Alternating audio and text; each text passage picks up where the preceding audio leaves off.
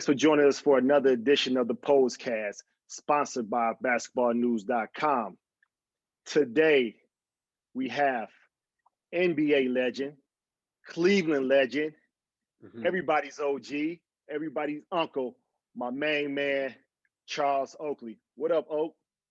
What's up, family? How you you got doing? it. I'm good. Just, getting up and going through it. It's a good thing. Good a challenge. It's a challenge out here right now. So we all got to stay clean, out the way, and stay positive, Right. Same here. So right off the back, I'm gonna ask you, where did your love of the game come from? My love for the game, wow. I guess just growing up, my toughness came from my grandfather, seeing him in the field, going to work, doing everything for the church and all the people in town. And just the love came as I was a kid growing up. More you play, the more you're going to love it. Some people play, and I've played to get something out of it. I played, as always, to make people better. I understood the game at an early age. I didn't know I was going to be into the league, but I knew when I got on the court, because when you was a kid in the playground, you always watching the older guys play. And then to play, you just couldn't come out and say, I'm going to shoot every shot with older guys. You wait till they pass you the ball, you can rebound, play defense. You have to be patient. So that's what's wrong with the NBA today. Guys not patient. They don't understand their role. And everybody can't score, but they shooting shots. It's a difference. That's why LeBron and certain guys, KD, Kerr, a few guys just, it's hard to say something about them because every year they show you that leadership and not understanding the IQ of the game. Right. So were you strictly basketball, or did you play a little football? Or Oh no, oh yeah. Well, football was, that's natural because you playing in the gravel, in the dirt, the streets, and then I played for Power 5 Raiders. I played football, and basically, we had good. It was like a lot of good competition. But growing up playing football, you had to weigh in. Pee-wee, bantamweight. So it was a discipline right there because you had to, if you was overweight, more than 3 pounds, they wouldn't let you play. So it all started around your aunts and uncles and your family. And then you playing the sports like, I think they got that in high school. I mean, like some guys, you over a certain weight, you can't play certain positions now. But we did it with Pee-wee and bantamweight. They start telling you right now, focus because you're underweight. Because I had the shoulder pads. Some weigh 5 pounds, some weigh 2. So a few times I had the 2 pounds shoulder pads and weigh in, but when the game came, I had the 5-pound shoulder pads. Right. That's crazy. You say Power 5 because me growing up too, I played for St. Tim's, and I know Power 5. They was, they was one of our little rival, teams in the little league football, in the Muni League football, you know what I'm saying? So I know exactly what you're talking about. Playing at Glenville Field on the other side, the west side, Bulldogs, the Eagles, Raiders. So St. Clair, So tell us a little bit. I know you went to John Hay High School. Like I said, my parents, they grew up too. They went to John Hay also. So tell me about your time at John Hay. John Hay was beautiful. Back then, late 70s, early 80s, 90s, sports was big in Cleveland. You had a lot of guys like East Tanks, East High. A few other schools had a lot of track, Collinwoods, but you did like some other guys from my high school like Hicks and Anthony Hancock. Hicks went to Ohio State, Anthony Hancock went to Tennessee, then Tim McGee went to Tennessee. Then you had Jackson, who played with Denver, did broadcasting on ESPN with East High. And you had a lot of athletes out of Cleveland, a lot of track. Basketball came, Clark. You had St. Ed, you had St. Nation, St. Joe's, all them big-time schools. But the city was tough when I was growing up. You had the Brad Sellers, Pope, Max. I mean, it was just like a lot of talent. Earl Anderson. So Brad Sellers, it was a lot of talent around Cleveland. Clint Smith, but it was a lot of competition. Not just during the season, in the summertime, we played at Tri-C, we played at East Cleveland YMCA. But we went around to different gyms to play ball to work on our skills. We didn't just sit in the house and play video games. And you want to get better, whatever you was doing as a kid, because your parents was having work. Some parents work 2 jobs, some parents had 1 job, but they made it work for you as a kid. So as a kid, I was growing up as a kid. I didn't allow my mother to just buy me stuff because I was a kid. I told to do what you have to do. Got a little side job and make things work as a kid. Right. And I was coming up. You work to take some pressure off your parents, not just wait for your parents to go to work. You sit at home. So it was just one of them things growing up in Cleveland. It was Cleveland was live back in the 80s and 90s, 70s, 80s and 90s when I was growing up. There was a lot of stuff going on, a lot of drugs, friends doing this and that in the streets. But some kind of way I stayed away from a lot of bad stuff. A lot of my friends did. Uh, but I made it out and, always go back and do stuff. But just blessed that when I was a kid, I had a lot of uncles, cousins, sisters. It was like neighborhoods. Everybody had like 4 or 5 kids, all the parents. So basically, it was like a group, a real close knit of people in the neighborhood. So that's why we stayed and did a lot of stuff in our neighborhood.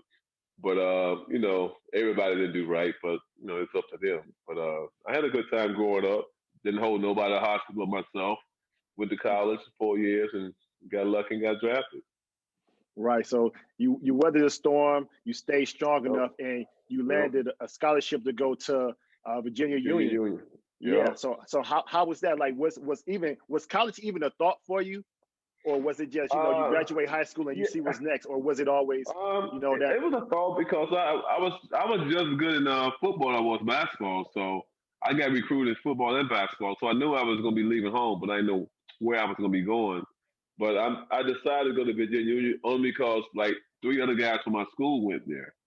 Okay. Plus the guy was at Union, head coach at Shaw. He was told the coach about us. And I had other scholarships, but I just wanted to get out of Cleveland. I wanted to go somewhere. I couldn't come home like every other weekend. So it was like 5-hour drive. So I came home one time in 4 years. Right, okay. So I made sure. So it was on the popping. A lot of my guys were getting locked up. A lot was on drugs. Some selling drugs. So I knew if I would stayed around too long, because as I got into the league, college and got to league, soon I came back at home, a lot of stuff started to come around. So I know if I didn't go away, I probably wouldn't have made it where I'm at today. Knock on wood. But I got out. But I stayed strong. That's one thing. I didn't let what the people say affect me as a person. And that's what you have to do with growing up. You gotta man up sometimes. Your parents can't be there and say yes, no for you. You gotta be able to do it yourself. Right. So I did a little, fact check or whatever. Your senior year, you averaged 24 points and 17 rebounds. At what point did you realize that the league was an option, or was it something that you say, I'm in college now, so the next level is to try to make it pro and go to the NBA? Well, I never thought about that because, I'm in a small Division II school. And one guy made it out of there before me. And I never thought about that. It was just, like I said, you put the work in and let them judge you. They, like I say, draft time comes. They draft you most of the time if you go to a big name school. Coming from a small school like Union, I never thought I'd go, they said second, third, fourth round. But when I started playing against the other, like big name players in them like all-star games before the Final Four, they had the Portsmouth tournament. I don't know if you went down there. Yeah. They had the East and West game. Then they had if you play good in the East and West game, you go to Hawaii. So Portsmouth, I averaged like 30-something, 15. Then I went to East and West game. Now I'm the only small school guy there. And Dean Smith was my coach, and it was in Kentucky. And he was telling guys, like, we're going to pass the ball twice and we shoot. And, guys, he just told us, he said, we're going to play together, we're going to play hard, we're going to pass the ball twice and shoot. So I'm in the game. A lot of guys were passing the ball one time and shoot. Dean Smith was just, you go in. They didn't get it. He was saying pass the ball twice, then shoot, not pass it 2 times and shoot. So basically 3 passes. So a lot of guys were coming out. They gave me enough shine to get in. That's how I made it to the went to Hawaii and played. And after that, it was just like, hey, they said, my name was getting bigger and bigger. So once the draft came, I didn't even go to the draft. Because they said you go anywhere from second to third, fourth round. So I didn't want to embarrass myself sitting in New York and this and that. So I stayed at my college house in Virginia Union. The next thing they called me and said I'm about to get drafted in the top 10. I'm like, oh man, almost, like what me? But you know what I say? They liked what they saw. The work I was doing. I was Right. out hustling the guys, this and that, playing team ball. I wasn't trying to take a lot of shots. And that's why I try to tell guys, know your strength and weakness. I mean, I could have took a lot of shots. I was 25-17, so it wasn't all layups, but they wasn't Right. about a point. It was just showing that, hey, if I go to the next level or whatever, I still got to fit in. It's somebody already there, especially coming from a small school. They, to be lucky to get drafted top 10, that was amazing. But once I got there, it was still about my work wasn't over with. That work had to come from my grandfather. But when I got there, drafted went to Chicago, it was three power forwards in front of me. It was like cutting down trees. About time February, that's after Christmas, January, February, I cut it all the way down. I got into the lineup. I ain't looked back after that. Right. So just so everybody know, you was the 9th pick in the '85 draft. All right. Yep. And he was selected by the Cleveland Cavaliers hometown. So you got traded to Chicago, but the feeling of possibly playing for your home team, I know you was excited about that, but then was disappointed when they traded you. Tell me a little bit about that. Pose, I wasn't like, I know what was there. So it could have been good or bad. I didn't get excited because Cleveland drafted me because I know what was there. So it wasn't like I was going to a new experience. It was new because I was playing ball, but sometimes, like I say, you might not want to go to your hometown. Maybe later in your career, but you want to get established. But then I found out there was going to be a pick and trade. So they traded me for Keith Lee.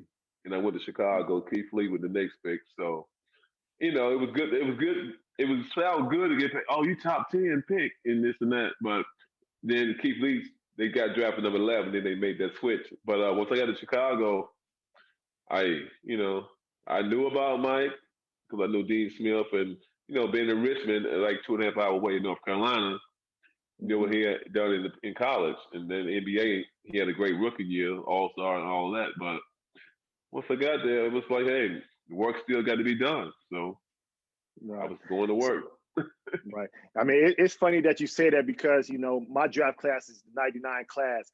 And so Cleveland, they had two lottery picks, basically. They had the 8th pick and the 11th pick. So the word was they were going to pick a point guard, and they chose Andre Miller. All right, cool. Mm-hmm. So with the 11th pick, I'm in the draft, DC and everything, and my family's there. And so my mom, she's worried. She's like, man, the 11th spot, you got to go. It's only right for them to bring home a Cleveland boy, what I'm saying, back to Cleveland. So the 11th pick come, they pick Trajan Langdon. And everybody was like, what? You know what I'm saying? And so then right there, my mom, she nervous and everything. I got to calm her down. And I'm telling her, I said, Mom, that's all right. Like, we just going to wait and see what happens. We about to enjoy this experience. And then whoever draft me, if they do, cool. If not, then, we know how to make things happen. And then we just go to plan B, you know what I'm saying? Because it wasn't plan A, but I know the feeling of, just going back home, having the opportunity. But I did feel some type of way that they didn't. But maybe, in the big picture, it just wasn't meant for me to be, Right. So you get. Go ahead. Go ahead. Go ahead. No, go ahead. No, you go ahead. No, go ahead. I'm listening. Yeah. So you get to Chicago, like you said, you chop down the trees or whatever, and so you heard of Jordan. How was that? At that time, did you know he was going to be as special as he is? And how did that how did y'all sort of work together? Well, basically, when you get there, when you get drafted, you come in and do the press conference, and they tell you like, be nice if you can come back 2 or 3 weeks, work with the trainer, just work on your game, and show you that you want to be here. We want to be a part of this team for long term. So, everything they were talking, I was listening because I didn't know what is it going to be. I'm drafted. I'm going to a different element. I'm going against Division I players on a regular basis now, not Division II players. But once I got there, it seemed like I didn't like judge it. I just like, hey, I'm full speed ahead. No matter who in my way, I'm trying to get you out of my way. And I just put the work in. It came easy. Early, always early, lead late. know my craft, know your playbook. Back then, you had to know your playbook because you had about 50 plays, Right. and they'll try, Right. and they will try you in a minute. They'll call a play. They don't think you study or this and that. So once you see once they seeing that they can't get you that way, now it's just on the court. Your court awareness, your smart, and that's why I tell everybody learn all the positions. You don't have to know every player position, but point two, three, four, five. That's how the train. That's how I feel. Got the triangle in effect. But my thing is know your position anyway. Knowing what the other guy gonna do before he do it. That help you out on the court, and that makes the game come more easy. That's why I was more of a student of the game. Everybody, well, he's a big, slow guy. Went through school and just rebound defense. No, I knew the positions. I knew how the guys cut. I know what. I know not even the first play. I know the counter play to a lot of plays. See, a lot of people don't go that far, but so that was an edge for me against people not thinking that I would know that much. So on the court, they because if you watch film, you know who know what. You know who don't know plays. You know who do know plays, and it will Right. show. Now they don't show that much because they don't do nothing. Well, high pick and roll, side pick and roll. So Right. no, it was good though. I mean, I'm glad I went through the experience the way I did, how I did. To come through Division One playoffs and showing that hey, I can play with these guys on a nightly basis, and that's what I was about. Just showing up and play every night. Wasn't no easy night. No matter who we played, we was 15-1. They was 1-15. I played the same way. Right. So, like you said, they talk about your defense and your rebounding, and hey, you can knock down the 17-foot jump shot as well Yeah. to your game. And so now, with your toughness and the upbringing, you said, was that always like you had like the enforcer type role, or that was just your toughness and you protected your teammates at any cost?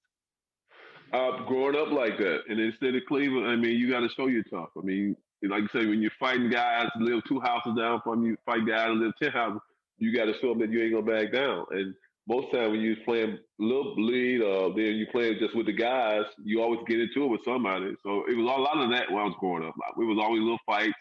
You know, Right. if you push me, I push you. So somebody Right. break it up back then. But if they didn't break it up, I was ready to fight. So. Uh, but you know how that go. But that's why I tell guys, don't touch me when I'm fighting. Let me fight. Grab the other guy. Don't grab me. But Exactly. it was fun growing up, though, man. But it was, like I said, we used to get cut, fall the concrete. Cause we used to play between the cars and always one person on the block don't want to move their car. They see we out there just playing around, but it was cool. Right. So being in Chicago, you know, early on, was that how intense was the rivalry with the Pistons? And like I said, even like Jordan, his adjustment to the league, and like I said, Right. just the Pistons was there. How was that little battle between the two? Well, I mean, I think that I guess in life you try to see what you can do, what you can't do when you're playing against guys on the court. A lot of guys play that way. My thing is I don't never try to hurt no one. I just try to play hard. So my force better than your force. Let it be like a car accident. If 18 wheeler hit a Volkswagen going backwards. But I didn't. I mean, I didn't have no problem with Detroit. I mean, those Lambeer, they did stuff to other guys. You see, but Lambeer or Rick Mahorn, they were just some guys that didn't soft anyway. But he just got away with stuff because a lot of guys play with guys. They like we protect Patrick. Patrick wasn't really tough, so it made it look good because we are me, Mace, and other guys. We claws the middle, so he's our franchise player. So he's gonna make with Patrick and the Knicks and that. My thing is when I play, I never care about the credit. I just want to win and make sure that we get to the playoff and try to win the championship. I never like when them guys into stats. I didn't play for stats because you look. Mhm. Everybody said, "Well, why you shoot the ball more?" It wasn't for me to shoot the ball more. When I shot, I tried to make it. I ain't got to miss it, but it was just me playing my role as a team.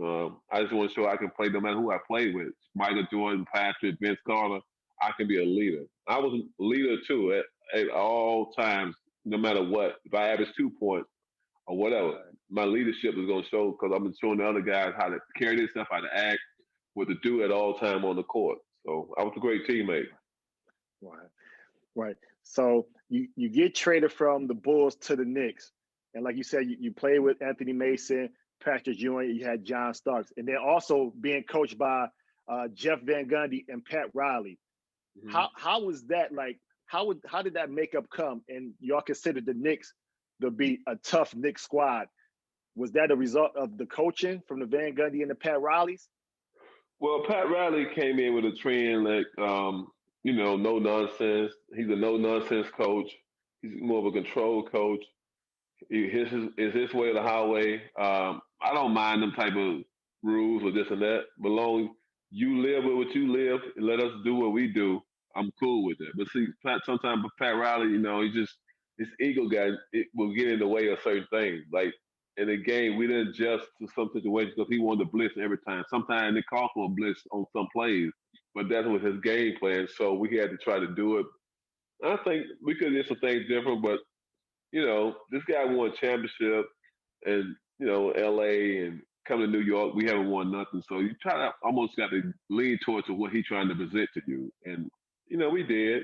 I feel like we could have did some things different. I always brought some up in different ways, but he's that control guy.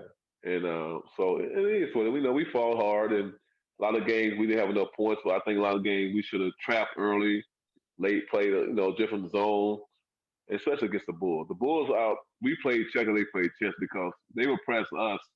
We might not have been more athletic than them, but we was more bigger and stronger. So they tried to get us out of what we do best sometimes. But at the time, I think that we could have, pressed them, not the full court, could have put a soft press on them because Patrick will be a shot blocker. So he should be able to take the rim. That's when you press a lot when you got a shot blocker.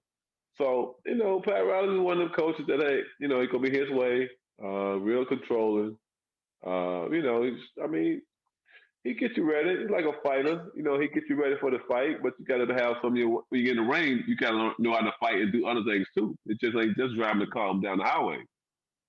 Yeah, I got a question because I played for Pat in Miami as well in 06.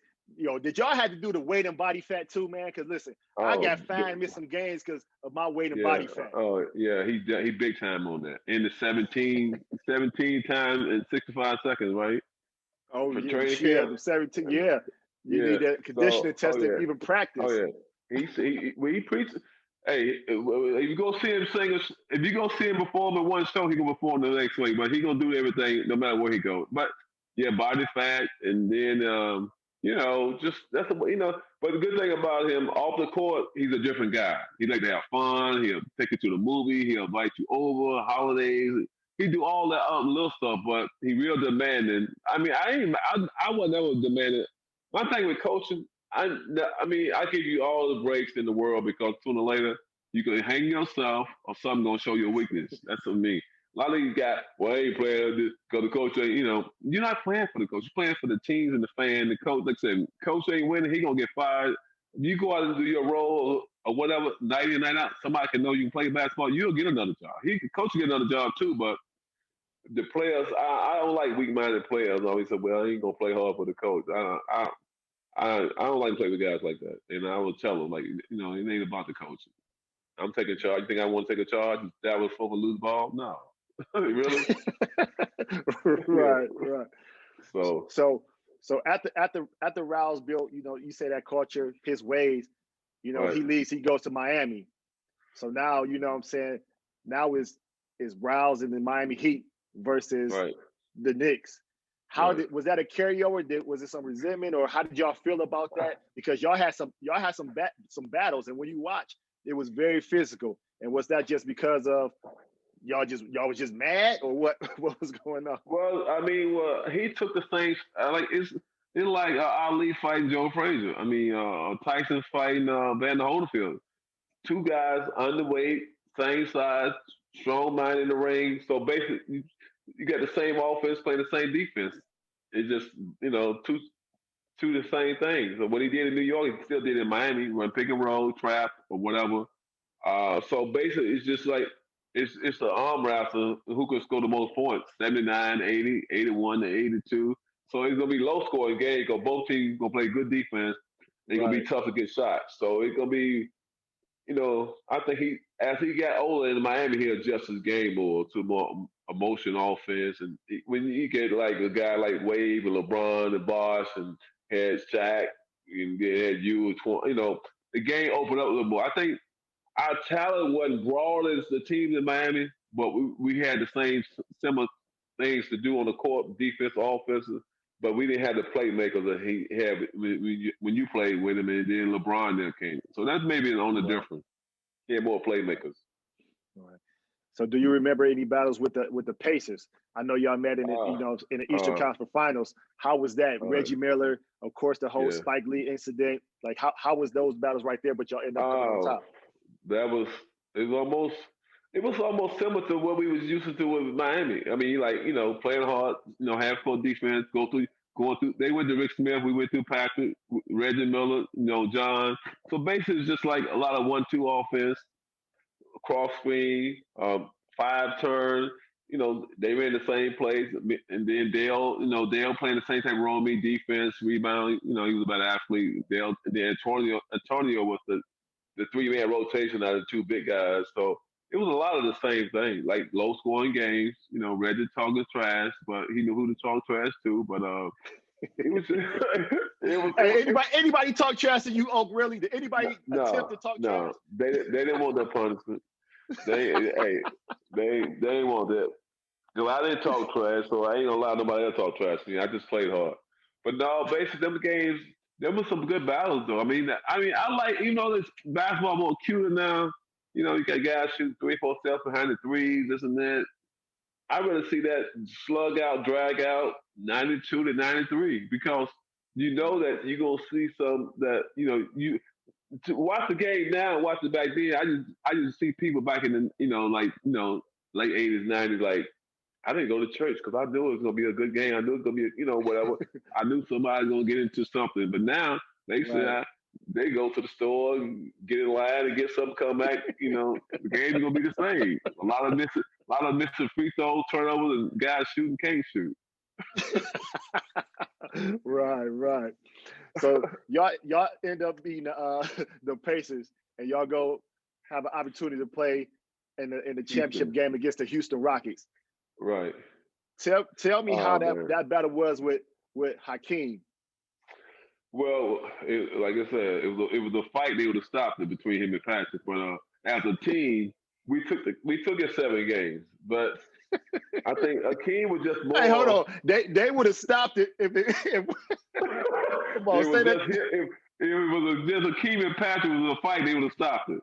Because Hakeem they treated him like a mop. He was mopping the floor up and putting, and he would let it dry and mop it up again. But but no, man, it was a team effort. But we didn't like Pat Riley. He had a guy on the bench that scored 20,000 points. And you know how it goes sometimes. That's why you have veterans on your team for moments like that. He didn't get a Orlando Blackman a chance to get in the game because he's so controlling. So the series before that, I think Orlando brought his wife on the road, and Pat Riley told her, well, wife not allowed on the road to the finals. I mean, and he held a grudge because he brought his wife. But I heard us as a team, and I'm saying that's how Pat Riley, he liked that. But it was a great series. It went 7, went down to the last minute of 7. We should have beat them in 5, but like I said, it was back and forth. And y'all took a 2-game lead. Yeah. Well, I think Keem averaged 28 and 10. Patrick averaged 16 and 8. So that was a difference right there. I blame more Pat Riley second and Patrick third. Whoever. So look, go ahead. No, go ahead. No, go ahead. No, it's your show. Go ahead. Nah, it's cool. I want to know. Go ahead. Say what you got to say. Now, you know how NFL do. If you ever watch the game, they said it's 3 reasons why they lost, 3 reasons why they won. So I would say them the 3 reasons why we lost. But now go ahead. Yeah. So look, during that time during the finals, do y'all know that the OJ Bronco chase was going on? Do you know they cut and it was like split screen of the chase in the finals?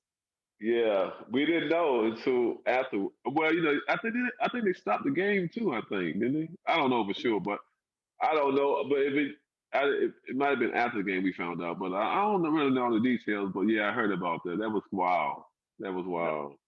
OJ right, chase. split screen, right? Yeah, man.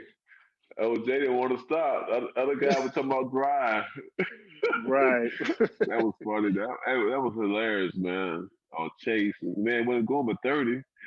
Like, Yeah, and just LA, they used to always sit some cops up ahead on the exits and cut everything off. I'm like, so, but he was a special guy, and he went to USC, and what OJ did back in then with the Hertz commercial and his legacy, and probably I'd say the top three running backs of all time, and he opened some doors and closed some doors. That Chase was closing doors for blacks, but he beat the case, and like I said, sometimes you beat one thing, and then later on you go for something like misdemeanor or something, and then what happens? Right, right.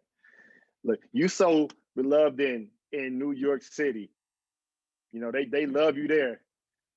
My question is, what will it take for them to retire your jersey there? Wow, it's a glass full of champagne and wine. Well, sip up, sip it slow, slip it slow. Okay, yeah, I know. I don't know. I think that what happened to me there in 2016, that was over the top. So unnecessary. It's just bad on behalf of our franchise, and someone played there for a decade, and for fans to see, people all around the world really to see something like that, and nobody, this man trying to blame me for the incident. And it's just bad. He lying. Like the president. He just like the president. I call him the president nephew, because it's similar all over the place. I mean, everything they do is to control freak. He sets up and get somebody else come and do his dirty work. It's just, for me, I don't know. I mean, the fans can vote, they can cheer, but this man don't even have Bernard King name in the Raptors. He's a Hall of Fame. So I know Bernard over the years did, number wise, he was one of the best low post scorer, one of the small forwards that can put the ball in the hoop. For me to get my number retired, I don't know. I told him is it important to you, or you rather just have the fan love, the city love, and just know that they appreciated what you brought to their city and to those teams? So this was what I had said in a meeting. I had met with him and this and that. I said, for what that man did and what happened to my mom and my family who raised me behind that, I'd rather for my jersey to be on the outside with the flag. Just let it fly. People don't have to pay to see it. They can ride past and see it by the flag outside. And I take that to heart. I'd rather for it to be on the outside and inside, because I wasn't welcome inside. And what he did on the inside was, retire my. They came to me and said that we want to retire your jersey, do this, do that. And I'm like, nah, I ain't gonna. You can't buy me that easy. And retire the jersey, that's benefiting you. They ain't benefiting me. If you want to, put it outside with the flag, and people don't have to pay to come in and see it. Let them ride past and see it. Let it be a tourist spot. You know what I'm saying? So right. That's how I feel about it, man. The man was wrong, man. We in court right now about the same thing. He trying to say this and that. He lied. That's the thing about he lied too, man. It's gonna be tough for me to go back in there. I told him, I ain't the one. You buy me, you better. My name might be on 3% on the deal and the 4%. So you ain't gonna just buy me for no little, little peas and peas and rice. No, they ain't gonna get me like that. So that's crazy. Because outside of saying the issue that you have going on, he had the same thing. Something happened with him and Spike Lee. So is that all intertwined with everything too? I know. Yeah, that was bad, man. Spike Lee paid over what they said. I think a crazy number of dollars worth of tickets over the year. I think could be over $5 million, $6 million. Wow. Tickets over 20, maybe more than that. I'm just, I don't know the exact number, but this guy been coming there, showing love, helping you. It's just dirty, man. The privilege. I'm telling you, they don't care about us. They will show you care how many cameras they got on the street poles, how many cameras they got in front of stores. They don't. They gonna do what they want to do. They don't respect. They don't respect it. They don't never respect the system, because they figure they own the system. So why we gotta respect somebody else trying to take over what we trying to do? Just the same thing happened to Capitol Building. They petty. They petty, man. And they try to be cool now. And you look at TV now. Every TV got somebody black in it, but Can you do that for the next 20, 30 years? Are you after next year you Right. gonna stop running black people in commercials? I mean, I get I mean it's stuff it gets in my heart, man. My heart, man. Like you see fake stuff and are we gonna keep getting Eagles chances to do this, do that? I mean, it's 80-20. All we wanted to be 40-60. We ain't saying it gotta be 50-50. Just Right. respect us. You know what I'm saying? Right. But Right. okay, we got to be an athlete or a boxer. Just saying somebody, actor or something. They want to come to the movies, but after they go home, oh fuck them. Not to be cussing, but they just You good? it's just like they praise some guys because they got everything and it's not, but they ain't have it. They won't even give you a glass of water. They don't want us. Right. They ain't want us to come to the front door of a restaurant. They want us to come in the back door. They don't want to sit in the front of the bus or empty seat. I mean, that's petty. I mean, they Right. always gonna be petty. I don't care. Right. I'll never get another deal from none of them. I don't care. Mm. That's you know, real. That's real talk I'm right gonna keep there. it real, no doubt. So moving on from the Knicks, you go to Toronto, and you had the opportunity to see the young Vince Carter. How was that? Vincent Tracy. Oh, Yeah. it was great. My Yeah. first year was, T Mac. Tracy, T Mac, Vince. Vince was, that was the strike year when he got drafted, and he Hmm. only played half of the season, but I think Vince came in there just ready to play. Vince didn't know what he was gonna do, how he didn't know he was having a 22-year season. Well, he's 22, yeah. He never thought he would play 22 years when he first got there. But once he got there, it was all veterans there, and we took him on our arm and showed him, like, this, that, we're not gonna be late. You're not gonna, we just told him, hey, we're gonna look after you as long as you do what we asked you to do. And do the right You can thing, take right? all the shots you want, do this and that. We're not gonna let anybody mess with you on the court. I mean, just somebody that, hey, he's 16 years old, he got a brand new Bentley. All you gotta do is go put some gas in and bring it back. So that's what he had to do, just come out and show him. And his talent showed on the court. He was running, dunking over everybody. Back in the days, he wouldn't be able to run free like that because somebody was trying to take him out. But as long as he had us Hmm. on there, the veterans, we looked out for him. Right. So right there, you brought up a key point where you talk about the veterans and taking guys under your wing. Do you think that's what's missing in today's game? Like Oh, back then it used to no, be valued. You know what I'm saying? Now it's not valued as much. It's pretty much, I guess, they fend for their own, or they teach themselves. But you only have like a true veteran out there right now. You talk about Udonis Haslem with Miami Heat, but like you said, back then it was a group of veteran guys that took those young players under their wings, and at the same time, those young players really listen, and y'all help them. So, do you think that's missing from today's game? no doubt. I mean, even though I got to leave, but I was rough and tough, but the veterans they showed me some love because I was young and they from a small school. They didn't have to, but it was a point of I was more a man about the situation. Some people not. It's like a lot of people ain't away from home, don't know how to do stuff for themselves. I had all that under control, because I was used to Mm, that growing up. Some people don't grow up in that type of environment that they got to right. take care of themselves. So it came easy to me. I knew that they couldn't bullshit me, so they had to be real because they saw I came with a real situation. I ain't give a fuck about none of them, but they showed me love. I appreciated that, and to this day they say, hey, they weren't gonna whoop my ass, so I felt good with myself. So it was good though. Right. But I knew I had back. But the guys now they don't have the back. They don't know.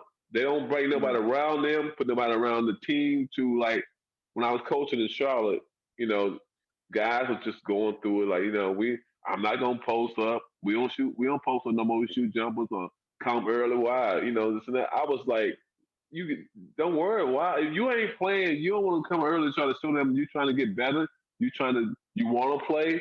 They don't have that workaholic attitude no more. They just go, I got a contract, I'm gonna play it out, whatever happen, happen. That's what I see to the game today. So they missing a lot of structure. The structure, right. and so I feel sorry for some of the young guys. They get drafted in the top 3 or 4, going down to the D League, G League, whatever they call, and you can't be get drafted top 10 going to G League. That's embarrassing. I mean, but I'm getting a check, so yeah, you're getting paid, but you're getting embarrassed too, and that's why you don't see a lot of guys gonna live to play like 10, 12 years. And a lot of guys gonna be getting out. or 6 years. Ain't gonna be a lot of long guys playing 12 or 15 years no more. Maybe your best player, maybe, but you see a lot of guys get 10 years with nothing back in the day. It's gonna be hard to get 10 years here now. Right. So in Toronto, like y'all said, y'all took Vince under y'all wing and y'all helped him grow as a young man. The decision for him during the playoffs to go to his graduation, was that a team decision, or he pretty much made that on his own? Y'all didn't know anything about that. We didn't want to interfere with that. I mean, everybody, hey, he's a grown man. He feel like that's more important.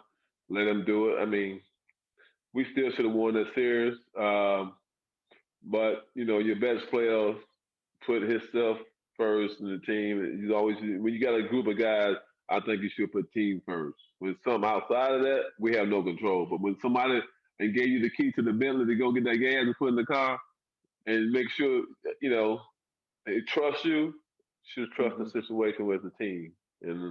But he made the decision to go, hey, we live with it, But it could have been a good year for us. We could have went to the final, I think, that year.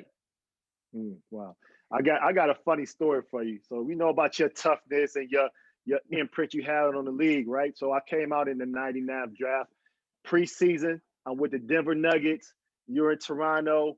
We're playing up in Colorado Springs. Mm-hmm. So my parents, they let me know, Charles Oakley from Cleveland or whatever, good player and everything. I'm like, okay.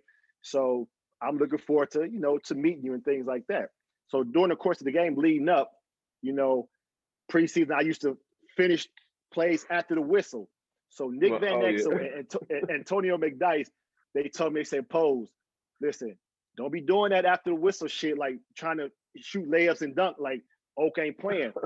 So me being young, you know what I'm saying, be playing y'all. And so after the whistle, I try to go lay the ball up. You foul the shit out of me and I fall down. And then you just look and you just shook your head. And Nick and Dyson, they yelling and say, man, I told you stop playing. Get your ass over here in this timeout, man.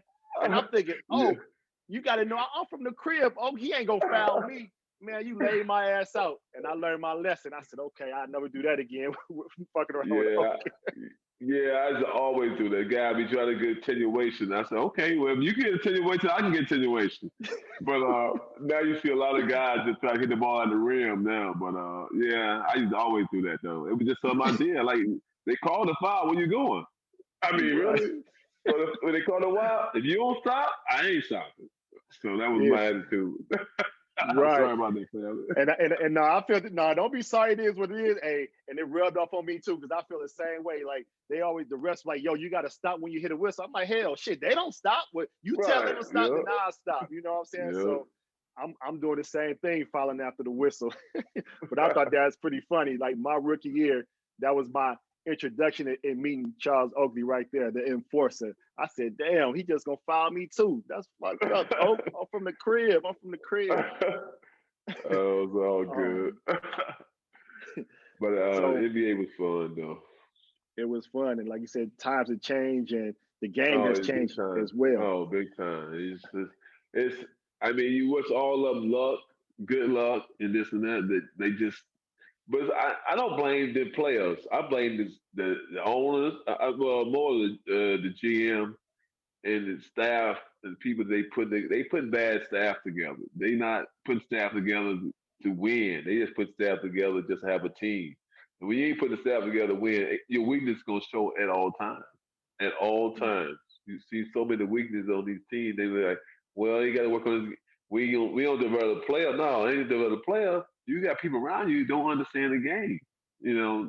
Developing players, the time ain't. You got to want to do it yourself. Right. Now they pay guys to come in now in the summertime to work out. And they still don't work out. Mm-hmm. It's just amazing.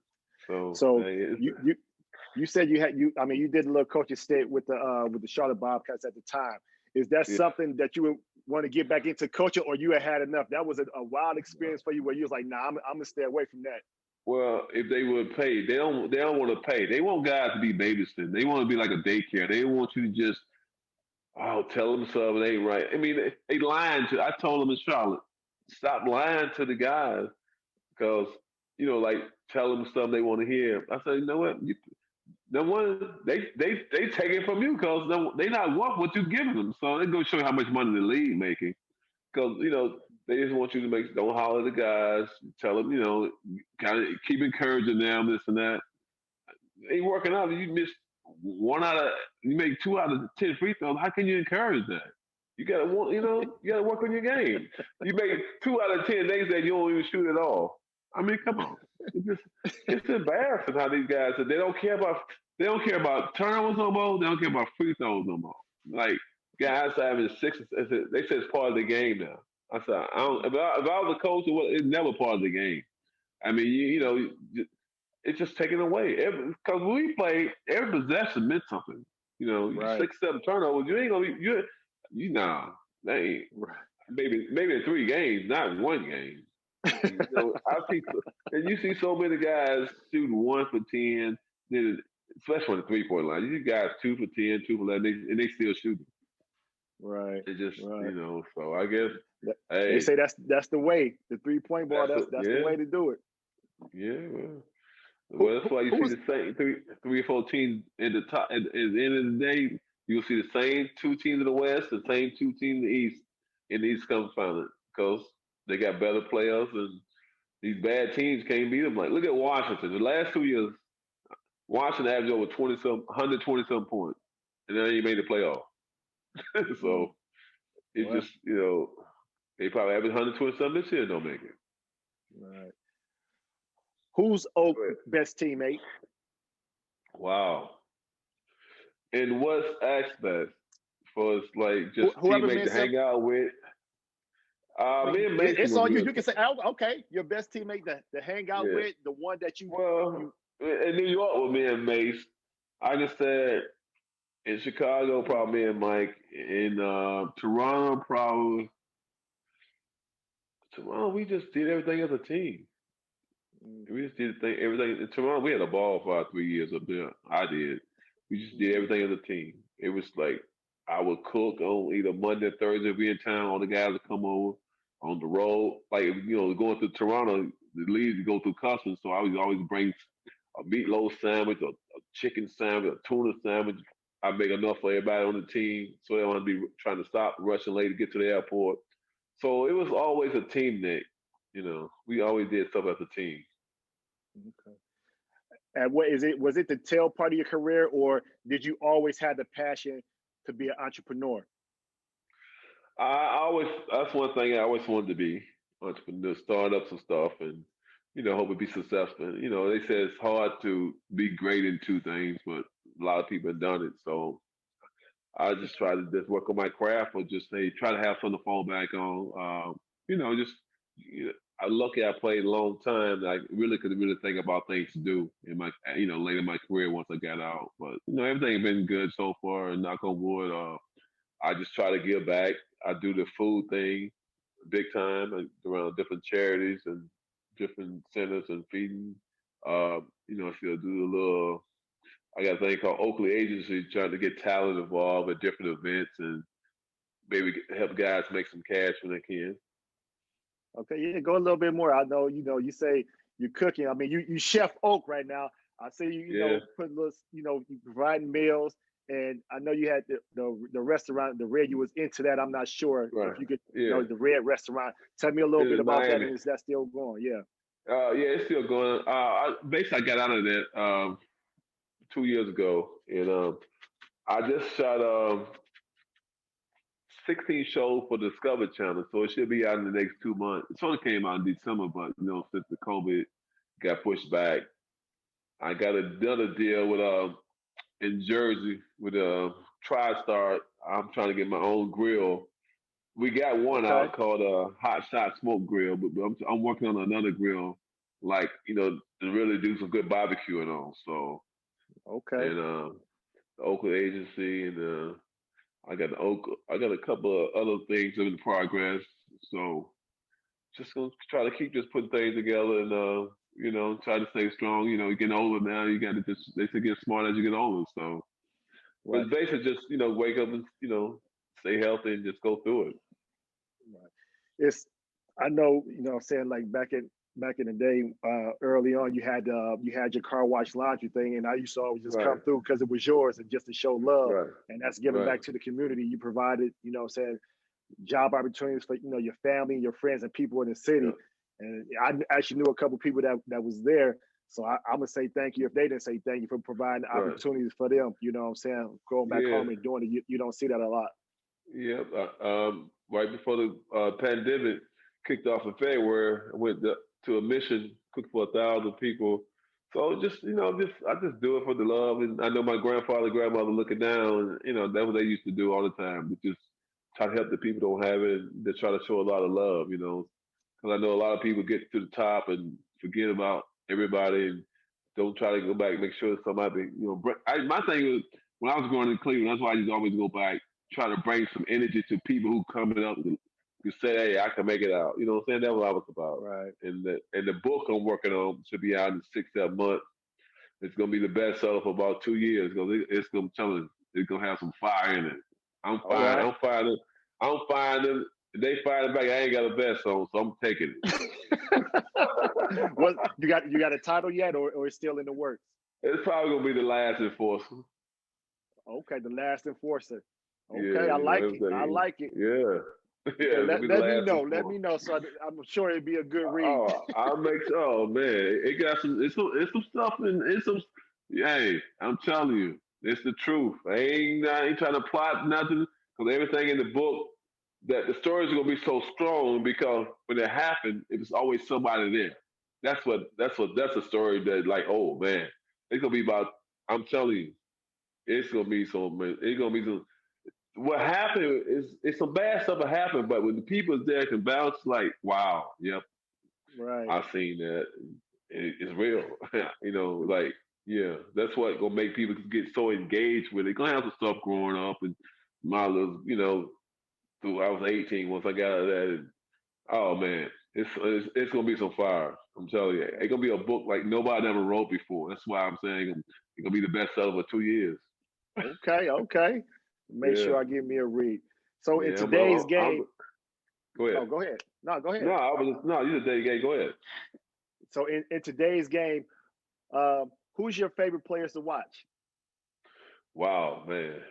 Ain't about 4 or 5, but if that favorite, favorite. That's like saying great. They throwing the word great around too much these days. I mean, just so these guys can play. But great players. I mean, you got to go with LeBron and KD, AD, Curry. Uh, man, I might have. Uh, I'm gonna give James Harden 5. Okay. Everybody else, it's just no disrespect to maybe 2 or 3 more, but they just ain't on that level with them 5 right there. You know, it ain't more than 7. I might have missed 2.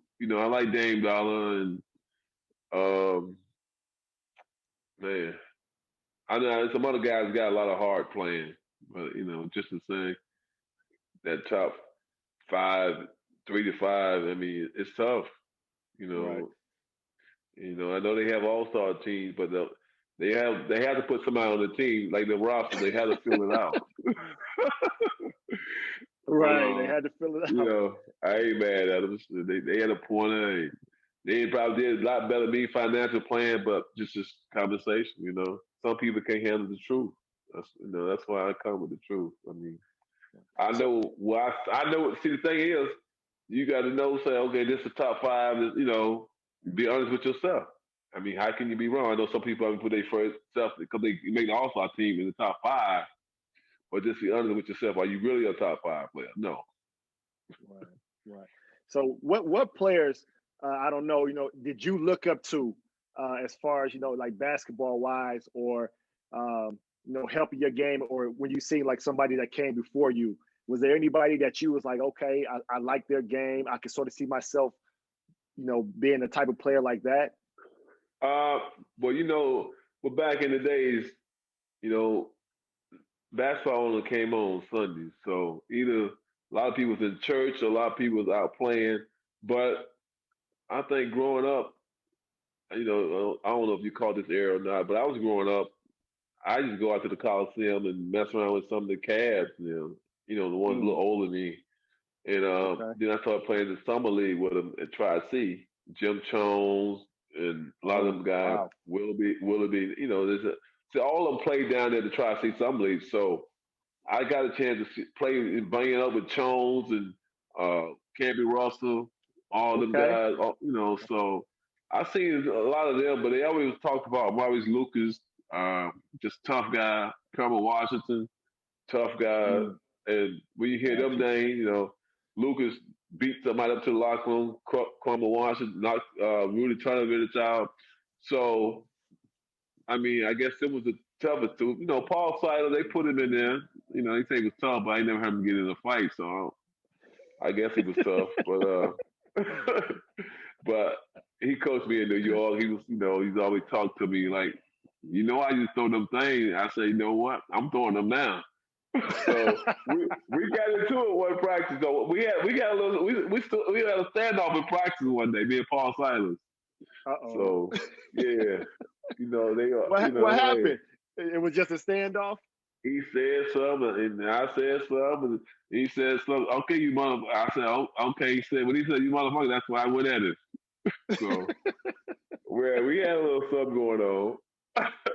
So, hey, I mean, I mean, you say it, and it's funny, and that's why I asked, like, even just going back to New York, and you think about the makeup of your team, that team was just physical, like you say, tough guys. So, what was y'all practices like? Like, did y'all really get a Oh, full practice in, or was the coach always like, well, yo, y'all got to chill? Like, how did y'all get through you practice? I don't know.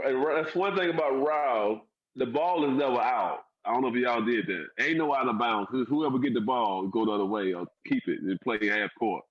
So it was a lot of it was me and Mace almost got into it one day and this and that and it was Wow, it was rough in there. wow, that's Yeah, it was crazy. rough. 'Cause we didn't have out of bounds. So one day Right. Mason was going. He said, I was like, hey, the ball was hey, you know the rules. So yeah, it was almost but Y'all hey. probably needed plenty of ice packs and everything, seeing treatment, because I'm saying it was just muscles and bodies being thrown a while. But That's you know crazy. what? My whole career, I didn't ice that much. A lot of guys iced all the time. I'm telling you, I ice and I do. I didn't. It was my. I ain't really never get. My thing is like the hot, no, the hot the tub you can sit in and all that cold tub, all that. I did that once in Toronto in my whole career, just messing Mm. around. I never sat in this cold tub. Never ice. I was just hey. But I seen a lot of guys in the locker room with 4 or 5 bags of ice on them, get cow practice and all that. Nah.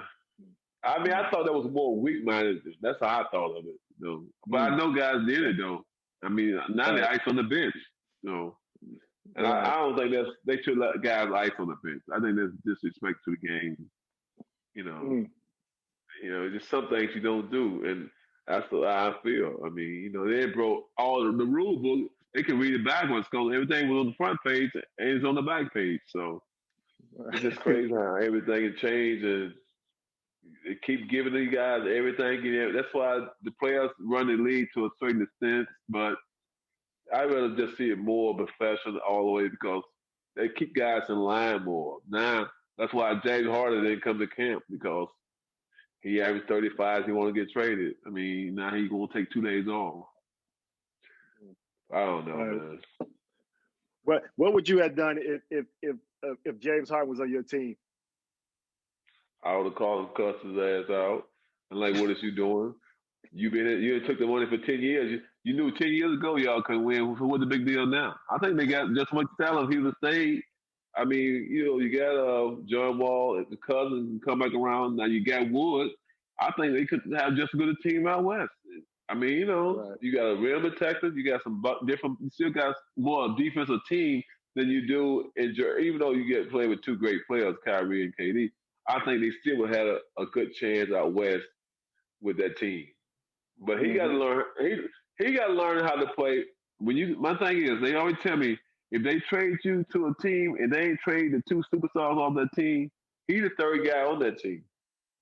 You He might think? not want to look at it like that. He can do a lot, but KD and Kyrie is no slouch. So Right. Nah, they're good I, players.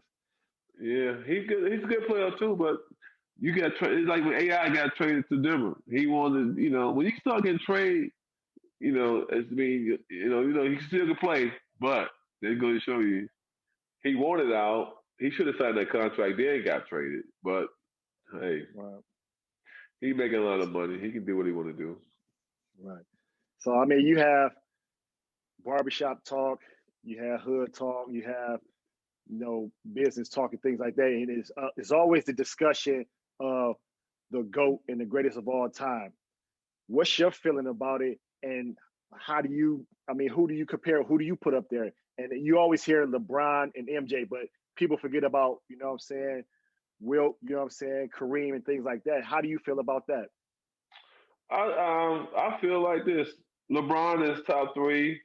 I don't know. You can put Kareem or Wilt at two, but you know, I just try to stay within the top three. Like I said, after that, it's like a horse race. They based on it called the win, show, and play. So that's my theory of that. But it's a lot of great players, but they keep putting Luke in Dallas. Like he's the new bird. He did, But I tell you, the rules, when we play, you maybe can take 3 steps. Now they're taking 4 steps. It's embarrassing. I mean, who can't be good with 4 steps every night? You should be good. I mean, so and all that stuff, I don't know. But I just go with the top three. I ain't going to. We start getting 7, 8, 9. I mean, they be saying in the draft, like now, they say when you draft after the top three, everybody else the same from 3 to 60, because all it's a toss up. So who are your top three? MJ, either Kareem, LeBron, or Wilt, and LeBron. Okay, I mean no order, but that's your three. That's cool. That's cool. Yeah. But I mean, like I said, everybody talk about. You got to have one of the centers in there. Wilt. They said Bill Russell.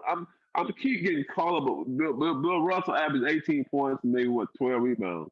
You can't. They say he's a GOAT because he got 11, 12 rings. I mean, no, you go. It's just like if to me. I tell everybody this all the time. If LeBron wouldn't have won a ring, he still would be my top three. That's how much he meant to players in the game. He made everybody every night, every year, every team he went to. We need to get up this how many rings people got. Because Bill Russell got 13. I don't think he's nowhere near the top 10 best player. Wow, got you. Okay. Yeah. Here. What you think? You think he's a top 10 player? If you go by what you see, and they go back and show him, he ain't have a hook shot up. I mean, he played defense. Defense, you play defense in football to be a GOAT, not basketball. Right. So, I mean, it's crazy because I grew up in the Jordan era. And, I know about the guys that came, before him, but I just never seen them. So, for me, I'm always leaning to Jordan. You know what I'm saying? Just because, I mean, he's my GOAT. But I agree with LeBron James, how he plays the game and the impact that he has on his team and his ability, what he's been able to do over the course of his career. He's most definitely up there in my top three as well. So like I said, it's just the talk. But like I said, for me, I grew up on MJ, so that's what I saw as greatness, and that's like I was impressed by that. And like I said, we can not to cut you off, we can really decide. Okay, who the next best two players as MJ and LeBron? So my thing, I always compare this. Well, LeBron is better than Magic. MJ is better than Kobe. Yeah. Yeah. Right?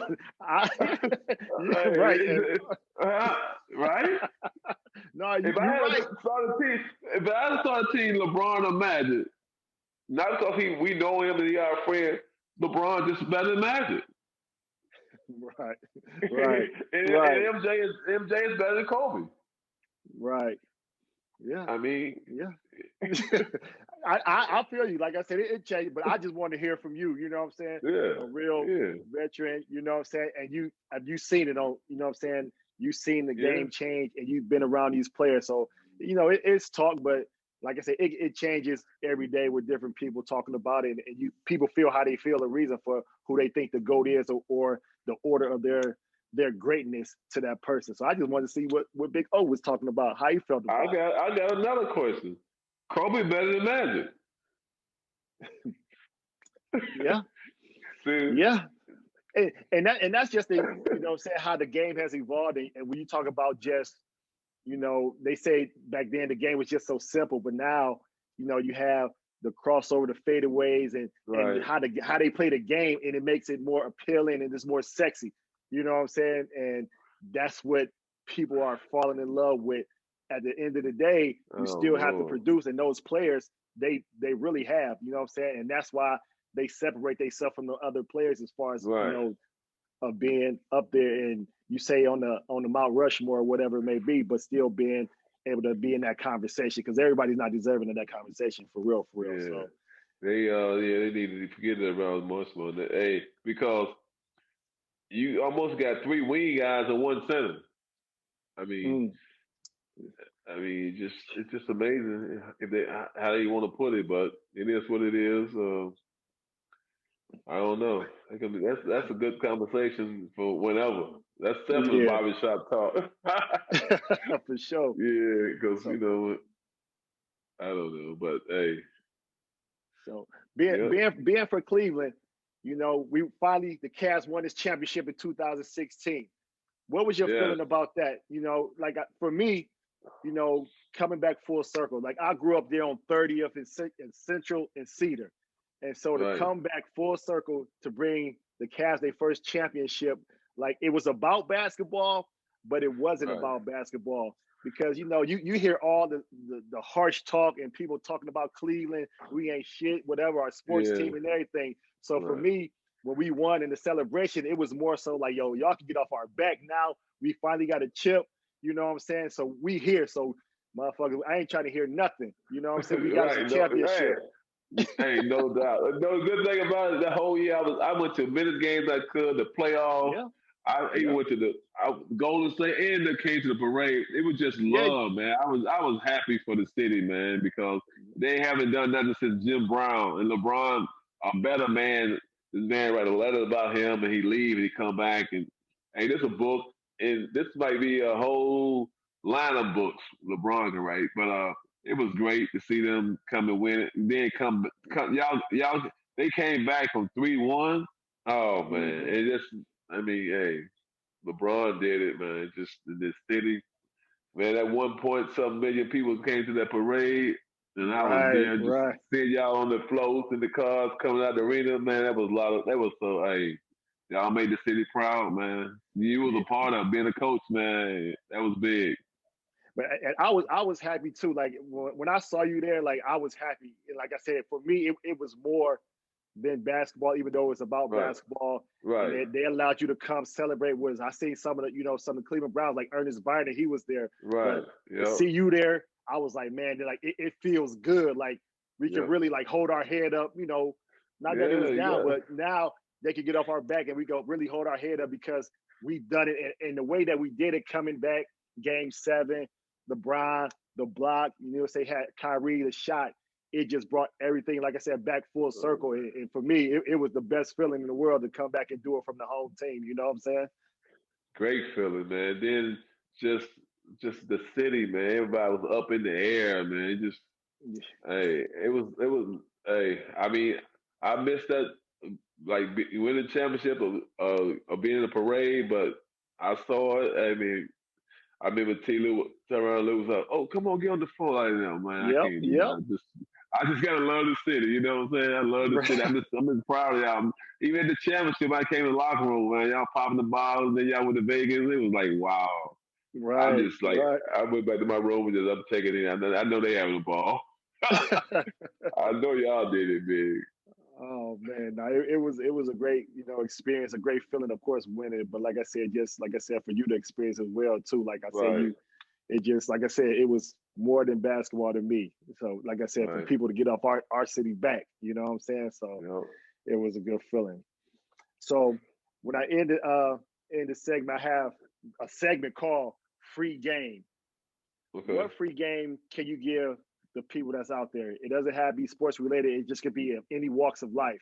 What free game can you give everybody out there? Free game in 2021. Just hey, we got a pattern to follow. We got to get under control ourselves and hope this virus can take us to another stage that we all can get healthy in life and we can get back on track in life and hope that the next 4 years can be the best 4 years since Obama was in office. And we just got to love one another. We got to love and help one another, and we got to stop all this bad in the streets. Hope that we can get this social justice together, and the kids can have a wonderful life growing up. Don't have to worry about guns being fired, and let them have their fun in life like we all have. Let them grow up to be men and ladies and bring something else to the world. Okay, there y'all have it. Free game from NBA legend, Cleveland legend, everybody's OG, everybody's up, Charles Oakley. Man, I appreciate your time, man. There's always much love, and I can't wait for this book to come out.